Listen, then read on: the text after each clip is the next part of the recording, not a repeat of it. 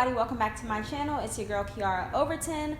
Today we're going to be talking about traveling, as you can see on the title of the video.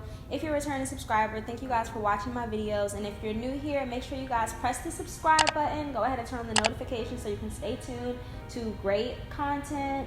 Make sure you also press the like button, do all of that stuff, follow me on social media, do all of that. So I'm gonna keep dropping some good gems for y'all. In this video, we're gonna dig deep into traveling. So yeah, let's just jump straight into things. Don't want to spend too much time on the intro because I know y'all hate listening to long intros. So yeah, let's get into it. So basically how I plan my trips, first thing you have to do, of course, is pick a location. And realistically, I try to sometimes not only stay to one location, because around the time of the year that I may want to travel and stuff, it may be cheaper to go somewhere else. So, well, you want to pick your friends that you may want to go with, or you can go by yourself, but you do want to pick a location. So things to consider when you're picking a location when it comes to traveling is you want to do research on the time of the year that you're traveling, like how the weather is when you're there, and also like if you were a party person, if you want to go partying, is it like a fun time to be there? Because for example, we were just in Cabo in January and there was like really no one in the club, so it was super boring. You guys might like Cabo, but if you want to go party, you're not going to have fun there in January. So make sure you guys can look up if it's a good time to go there in terms of that thing. So you can watch like YouTube videos and see the times of the year that other YouTubers traveled there, or even use Instagram hashtags. My friend just told me about a hashtag like discover these places, and a lot of people post in like discover China or discover Paris and stuff like that. See what time of year you see a lot of people in those places, depending on, like I said, how you want to travel. Another thing I like to worry about is if it's tourist season or not, because I kind of really don't like to go to too much of touristy places, but I also don't want to be somewhere where it's like very high tourist season during a certain time of the year. I just don't like being around too many tourists and stuff. I like to meet locals and stuff like that. So you guys definitely want to take that into consideration. After you figure out what time of year you want to travel, you pick a location or two. That's when you probably want to start beginning the flight tracking process. So there's many different ways that you can do this. Google Flights, there's other apps and websites, and I'll drop a gem for you guys. If you stay for the end of the video, I will put you guys onto a great app that will definitely help you with your traveling. You guys want to compare flight prices on Google Flights. I like to kind of see, there's like a bar on Google Flights where you can see what are the prices normally like around that time of the year. So that's really cool to do that. Make sure you guys do something like that so you can make sure that you're not spending too much on your flight. And that's why I say pick two locations, because one may be cheaper than the other during a certain time of the year.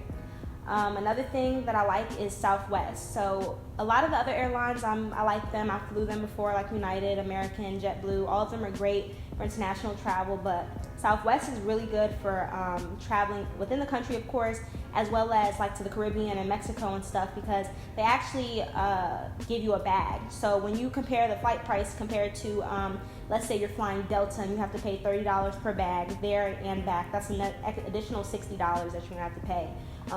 Sometimes I will go on Southwest and to see how much the ticket is, and the bag is basically already included. And Southwest is great because they don't have assigned seats, and most of the time I don't buy my seat on the other airlines, and I like to sit near the window. So I normally pretty much luck up with a window seat when I fly Southwest, because you just get to get on the plane in your boarding group.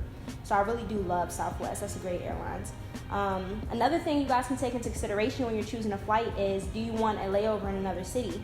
So then you can knock like two birds out in one stone, and you can stop in another place and enjoy that place too. So on our way back from Cabo, we had the opportunity to stop in Dallas. I got to see a friend. It was about a 24-hour layover. Although there was a storm while I was in Dallas, which sucked, it was still like a good idea to stop and be able to see my friend with the layover with the same price that the flight would have been if I would have went all the way straight home. So it was really cool having that. But tip that I did not know is if you stay over 12 hours, you have to pay for your bag again when you get back to the airport. So I didn't know that, and I ended up spending $90 on bags. So I was kind of upset about that. So make sure you keep that in mind if you're going to do a layover in another city. I definitely want to do that when I'm traveling international, is have a layover in another city. And like I said, kill two birds in one stone. If I can do a 24-hour layover in Dubai or something like that on my way to Thailand, that would be really cool. Yeah, like I said, have paper bags. I'm just reading off a list, you guys. So after you guys start beginning the flight tracking process is when I would start looking for Airbnbs, hotels, however you prefer to travel. Me and my best friend are Airbnb girls because we like to kind of be like in the mix. Like we like to be in the city, be able to meet locals and stuff because most of your neighbors, of course, will be locals, and it's really cool traveling that way. We kind of like to just be on our own time and stuff. We have no problem cleaning up after ourselves, so we don't need the hotel maintenance and room fees and all that stuff. We don't need to do all that stuff. I have traveled on a resort and it was really nice. I won't knock it, but I feel like you're just so confined on the resort because I know some people will step off the resort and go to other places and see other things. When you're in the Airbnb, it's like you have to do that because like you can't get your food there. You're not gonna be able to get your food there. People are not gonna come to you. You're not gonna meet a lot of people staying in an Airbnb. That's kind of why I like it because it forces us to really go out there and meet a lot of different people. So I love Airbnbs. Depending on where you go though, Airbnbs or hotel resort will be better. So I went to Jamaica and that's where I stayed in a resort. And personally, I would say a resort probably will be great for Jamaica, but my friend did stay in an Airbnb and she enjoyed her experience there too. But like the Caribbean islands and stuff like that, I pretty much would probably, after going to Mexico, I may say I would probably do a resort again, depending on the time of year, like I said, because you want to be able to meet a lot of people. So yeah, just make sure and where you're going to is safe. Airbnb may not be a safe option to do there because maybe even a language barrier, not knowing what's going on around you, the type of city that you're in, you may want to do a resort. But we never have had problems with that so far. And then you also have to think your style of travel as well as how many people. So, if we're staying in a hotel or a resort, you guys don't want to have 10 people in the damn room. So that's kind of when Airbnb comes in, and it's really cool because you can get villas places and you can have really nice housing for really cheap. And I'm going to insert a clip of our house in Cabo. There was 5 of us and we got a house. It was actually like a townhouse in Cabo, and it was so very nice, and we only paid $58 per person. So that was really cheap, and we stayed for an entire week. Newly built area. Condo was so nice. Not condo, I'm sorry. Townhouse was so nice. Like I said, I'll insert a clip. It was really nice. You guys should definitely look into stuff like that. You can find great deals on Airbnb.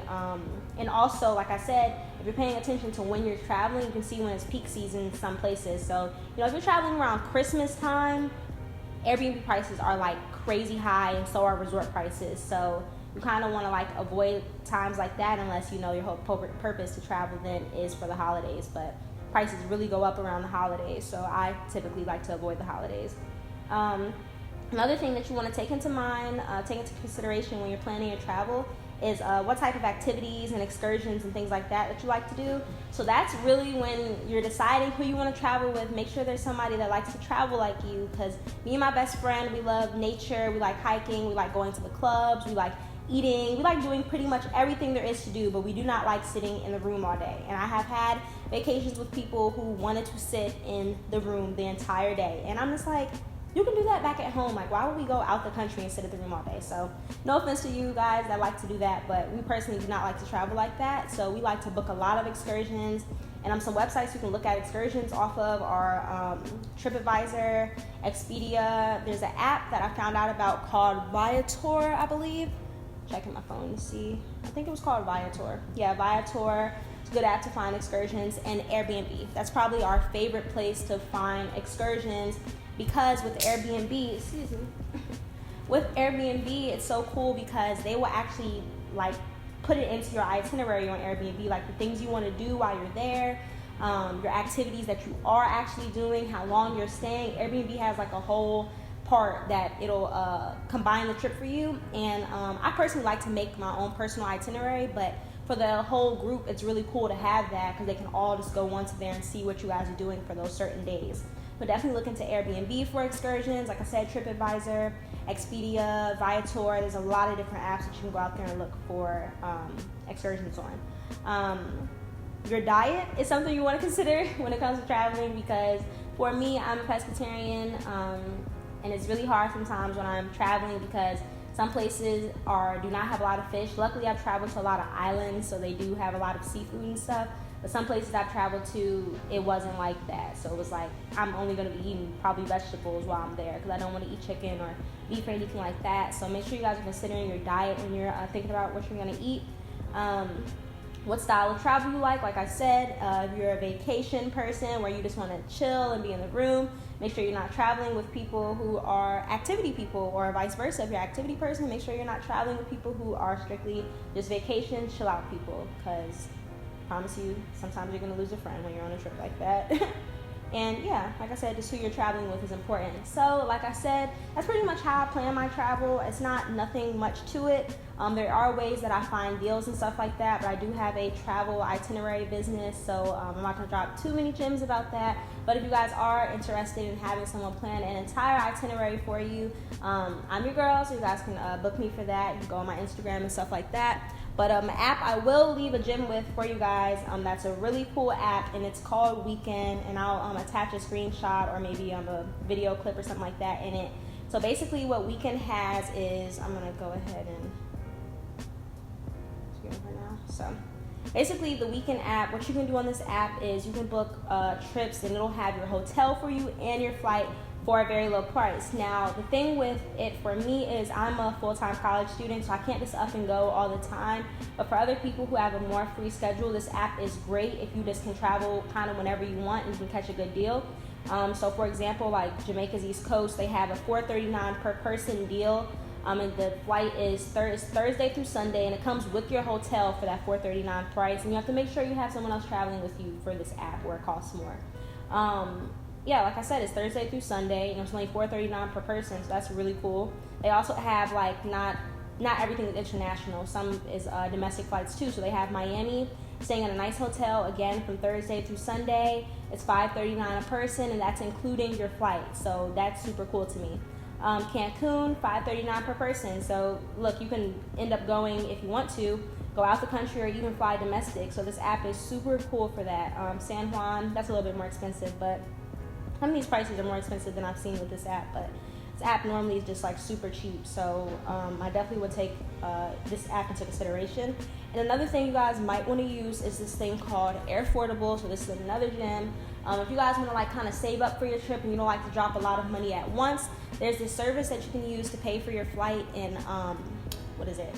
And I can't think of the word, like fractions of the payment. I can't think, like, the app Afterpay and stuff like that. You guys can pay it in lump sums. That's not the word either. I can't think of the word, but you guys know what I'm trying to say. But you guys can pay for your flight like that, and Affordable is really cool for that. I think they just charge you like a service fee or something like that. So they charge you a little bit more, but in the long run, it feels like, I guess, you're spending less because you're just putting the money aside every month to be able to do it. And you guys can get like $25 off your flight, so that probably would cover like most of the service fee. So that's another really cool app. So once again, thank you guys for watching this video. If you guys want to know more about traveling, planning itineraries, if you guys want to know more apps and stuff like that, I love to drop more gems about that. If you guys don't want to do any of that and you guys just want somebody to plan your travel for you, like I said, I'm your girl for that. You guys can reach out to me on my Instagram. My social media will be linked in the bio. It'll probably be right here or right here, somewhere in the video. I'll have my social media there. But thank you guys, like I said, for watching this video. Give it a big thumbs up, subscribe to the channel, and I'll see you guys in the next one. Bye.